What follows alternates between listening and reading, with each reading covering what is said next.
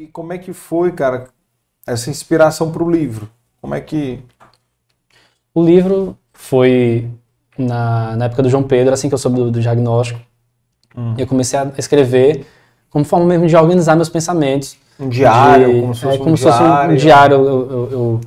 Eu colocava os diagnósticos, colocava meus sentimentos, os sentimentos da Paulinha, que eu conversava com ela, devocionais, minhas leituras. Eu sempre gostei de ler e escrever ao mesmo tempo, anotar.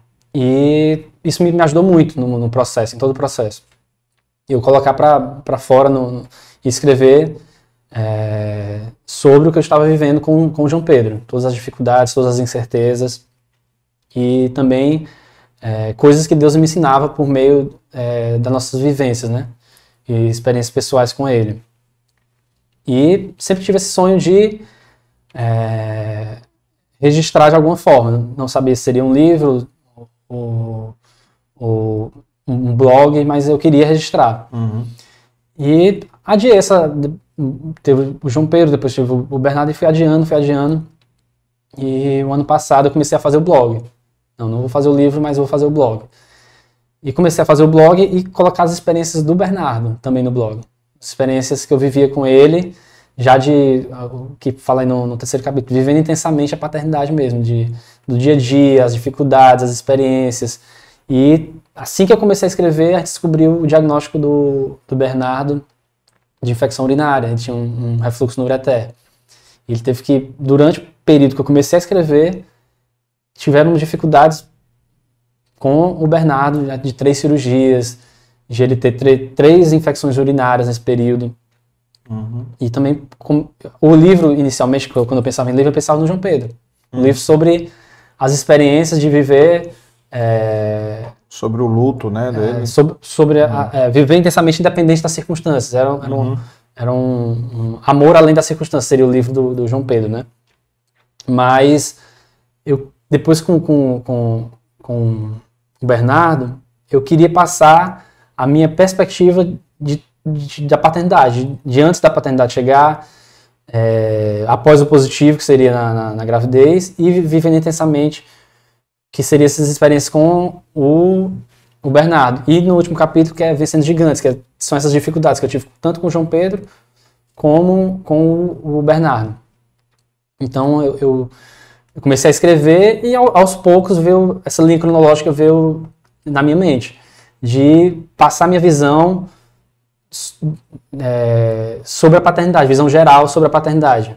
Não só sobre a minha experiência com o João Pedro, mas minha experiência total como pai. Desde antes de saber que ia ser pai, até com o segundo filho, que não tem muitas histórias com Samuel, mas uma das histórias antes da paternidade chegar, já é com experiência com Samuel, né? Então é uma visão geral sobre a paternidade para encorajar outros pais a viverem intensamente a paternidade e criar uma conexão única com seus filhos. Eu falo muito de conexão, falo muito de várias formas de você se conectar com seu filho, de encorajá-los a criar autonomia, a explorarem o mundo. Eu falo muito da função do pai, da importância da presença do pai na vida dos filhos, tanto também para os filhos vencer seus próprios gigantes. Tem um texto que Pai, Eu Não Sou Corajoso, que é do Bernardo, que ele está na sua 3ª cirurgia, está cansado já, ele passou pelas 3 cirurgias, até mais valente, até com muita coragem, mas chegou uma hora que ele estava cansado, e a gente dava certificado de coragem para ele. Todo procedimento médico, toda cirurgia, a gente dava um certificado de coragem. E quando eu dei esse último certificado de coragem, ele tinha acabado de saber que ia passar a noite no hospital. E ele, nas outras cirurgias, o que ele mais odiava era passar muito tempo no hospital. E ele ficou muito irritado. Ele estava na sala de recuperação e a gente achava que ele ia acordar. Eu estava nesse dia, quem ficou na sala de recuperação fui eu, que eu sempre levava ele e a mãe depois pegava, né, na sala de recuperação. Eu sempre levava ele até a sala de cirurgia e depois para encorajá-lo e a mãe pegava. Nesse dia eu fiquei fiz os dois, né? E a Paula ficou procurando um quarto, porque estava com problema de quarto no hospital. E a gente achava que ele foi a cirurgia mais grave. ele achava que ele ia acordar meio que sedado, mas não, ele acordou com muita energia. E numa sala de recuperação, é normal ter silêncio, é normal. E tinha muitas pessoas, muitos adultos até, na sala de recuperação. E ele acordou,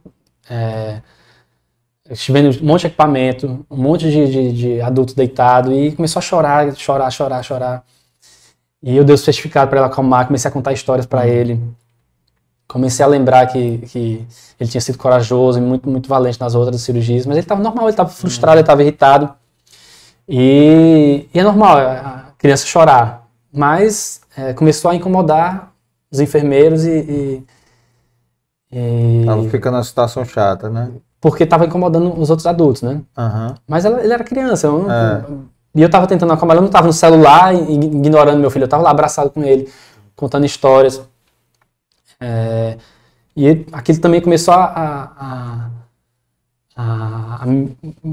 gerar um desconforto ali com os enfermeiros, e uma enfermeira veio e perguntou: cadê a mãe? Aí nesse caso eu tive essa experiência da incapacidade paterna, como se eu não tivesse competência de acalmar meu filho. Só a mãe poderia acalmar. Isso é um preconceito que os pais sofrem, viu? Um preconceito que eu já vivi não só nesse momento, mas esse momento foi o pior, porque meu filho estava sofrendo, ele estava na terceira cirurgia, ele estava num lugar que era desconfortável para um adulto, imagina para uma criança. Uhum. Ele estava irritado, porque ele não queria ficar no hospital. Então fazia sentido ele estar chorando. Chorar, realmente, as pessoas se incomodam, mas é algo normal para uma criança. Ele é imaturo, é a forma dele se expressar. E eu não queria que meu filho parasse de chorar, eu queria que meu filho se acalmasse, que ele ficasse bem, que ele parasse de sofrer. E eu, contando a história, dei o certificado, ele: papai, eu não sou corajoso. Ele só queria dizer que eu quero ir para casa. Aí eu disse: mas o médico não liberou, não chama o médico, ele queria se livrar daquela situação. Mas enfim, ele se acalmou, e eu comecei a contar a história que também tinha feito uma cirurgia quando era pequeno e também não gostava de hospital. Eu tinha feito uma cirurgia parecida, que era uma hérnia, e falei pra ele: papai também teve medo, papai também não gostava de hospital. Uhum. Mas lembro que o papai tem uma cicatriz aqui, papai bateu a cabeça quando jogava basquete, do outro lado tem outra cicatriz aqui, também bateu a cabeça e teve que ir para o hospital. E aos poucos eu fui perdendo esse medo do hospital, aos poucos eu fui vendo que o hospital é um lugar que as pessoas vêm para ser cuidadas, serem curadas, que é uma coisa que é necessária, mas eu também tive medo. E aos poucos ele foi entendendo, e depois, porque não adiantava eu vou falar: não, você é corajoso. Ele estava demonstrando essa situação dele, ele queria que eu se colocasse no lugar dele. Eu me coloquei, eu falei da minha história, falei que tinha medo do hospital, falei que também chorei muito quando era criança, mas aos poucos eu fui perdendo esse medo, aos poucos eu fui vencendo esse medo, e ele foi se acalmando, e no final da noite ele estava brincando, já estava bem, e a gente estava doido também para chegar no quarto, para criar uma atmosfera para ele, que eu e a Paulinha pudesse. Daí no hospital estava demorando muito, a gente passou horas lá nessa sala, mas quando a gente chegou no quarto, a gente pôde dar essa atmosfera para ele, ele se acalmou e ganhou o certificado dele, ele ganhou outro certificado. Agora toda vez que tem qualquer coisa, ele pede o certificado de coragem dele, vai fazer uma vacina, ele pede, já fala pra gente o herói que ele quer, aí a gente tem que dar um jeito de ir na gráfica e fazer.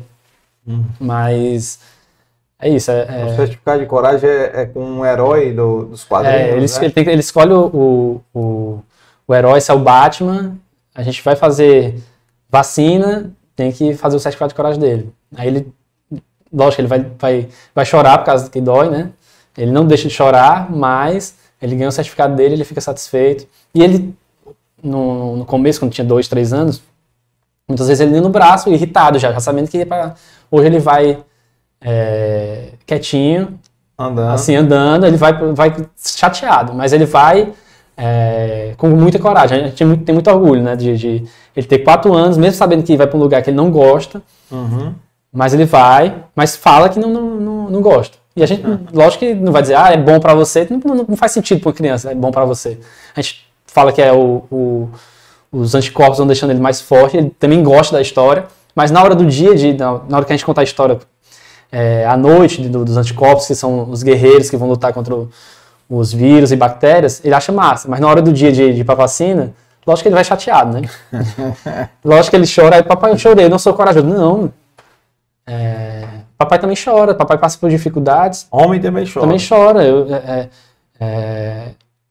E falo que é normal. Quando eu tive o diagnóstico de Pedro, eu chorei por dias. Por dias eu ia para Maracanã, trabalhar em Maracanã, eu ia para Maracanã de carro, era 1 hora orando e chorando. Quando eu estava na época que eu tinha acabado de receber o diagnóstico. Então, esse mito que homem não chora, que homem é fraqueza chorar, não existe. E ainda mais uma criança que é imatura, tu é doido. Dá essa liberdade dele poder expressar seu sentimento. Eu choro com propaganda de criança. Eu também sou bem, bem emotivo. E tento normalizar isso para ele. Porque tem alguns certificados, tem alguns lugares que a gente vai que você ganhou o certificado porque não chorou. Aí eu até reclamo. Ei, criança é normal chorar. Não desmérita a criança chorar. Tem que mudar isso aqui. Não tá certo não ganhar o certificado só quem não chora. Quem chora também enfrentou, também recebeu a vacina e também passou enfrentou, venceu, chorou, mas venceu, enfrentou. Então, se chorar e não deixar aplicar a vacina é outra coisa, né? Mas o Bernardo dessa última vez, ele tem as vacinas do primeiro ano que é quase todo mês, mas de 3 para 4 anos tem um período grande. E ele esqueceu como era a vacina. Acho que ele esqueceu. E por questão, acho que de um pouquinho de ciúmes, não é nem ciúmes, é querer ter mesmas experiências que o irmão, né? O irmão ia fazer a vacina da BCG. E a gente disse pra ele, olha, a gente vai fazer a vacina do Samuel, você vai ficar em casa. E eu e a sua mãe vamos levar o Samuel pra tomar vacina. Ele, não. Falta alguma vacina eu tomar? Aí eu perguntei pra Paulinha, falta de 4 anos e meio. Eu quero também tomar. Aí eu, bora, já que ele tá querendo, eu vou levar. Aí levei. E ele chegou lá, entusiasmado. A Paula voltou dizendo, não tem a vacina do Bernardo. Aí ele ficou irritado. Ele, não, eu quero tomar, o Samuel vai tomar, eu vou tomar também. Tem que tomar, não sei o que, vamos para outro lugar. Aí sei que depois a gente descobriu que tinha. Aí chegou na sala, ele tomou a vacina por conta própria. Ou seja, lógico que depois que ele chorou, que recebeu, ele chorou, né? E depois até falou pra mim, você me enganou, você não falou que doía. Eu, não, meu filho, eu falei que doía, só que você tinha esquecido que doía. Mas é uma dor pequenininha e passa rápido. E realmente passou bem rapidinho. E depois ele já tava pulando, já tava feliz de novo e exigiu o certificado que não estava pronto, porque a gente não sabia que ele tomava vacina naquele dia. Tinha o certificado que a gente tinha que fazer do Samuel e começou a fazer o dele. Ele escolheu do Power Rangers. E a gente teve que dar um jeito de imprimir, mesmo com o recém-nascido em casa, eu tive que ir na gráfica e correr atrás do certificado dele. Bacana, bacana.